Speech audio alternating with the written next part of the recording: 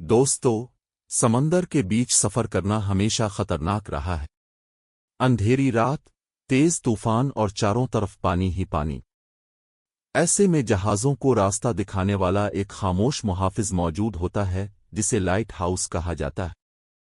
लेकिन क्या आप जानते हैं कि लाइट हाउस की तारीख हजारों साल पुरानी है और उसके पीछे बहुत दिलचस्प कहानियां भी मौजूद हैं।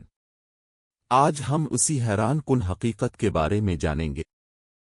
लाइट हाउस एक ऊंचा टावर होता है जो आमतौर पर समंदर के किनारे या खतरनाक चट्टानों के पास बनाया जाता है। इसके ऊपर एक बहुत ताकतवर रोशनी लगी होती है जो दूर दूर तक समंदर में नजर आती है।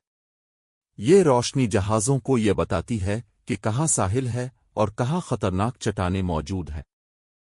खास तौर पर रात के वक्त या खराब मौसम में ये रोशनी जहाज़ों के लिए जिंदगी बचाने का काम करती है। तारीख में सबसे मशहूर और कदीम लाइट हाउस ऑफ एलेक्जेंड्रिया था। ये तकरीबन 2000 साल पहले मिस्र में बनाया गया था। ये लाइट हाउस इतना ऊंचा था कि उसकी रोशनी कई किलोमीटर दूर तक नजर आती थी। कदीम जमाने में इसे दुनिया के 7 अजायबात में भी शुमार किया जाता था। लाइट हाउस के ऊपर खास किस्म का लेंस लगा होता है जो रोशनी को बहुत दूर तक भेजता है। पुराने जमाने में इस रोशनी को जलाने के लिए तेल या आग इस्तेमाल की जाती थी। बाद में बिजली आने के बाद ताकतवर बल्ब इस्तेमाल होने लगे। आजकल ज्यादातर लाइट हाउस खुदकार निज़ाम पर चलते हैं और कंप्यूटर के जरिए कंट्रोल किए जाते हैं। पुराने जमाने में लाइट हाउस में एक शख्स रहता था जिसे लाइट हाउस कीपर कहा जाता था। इसका काम था कि रोशनी को हमेशा जलता रखे और अगर कोई मसला हो तो उसे फौरन ठीक करे।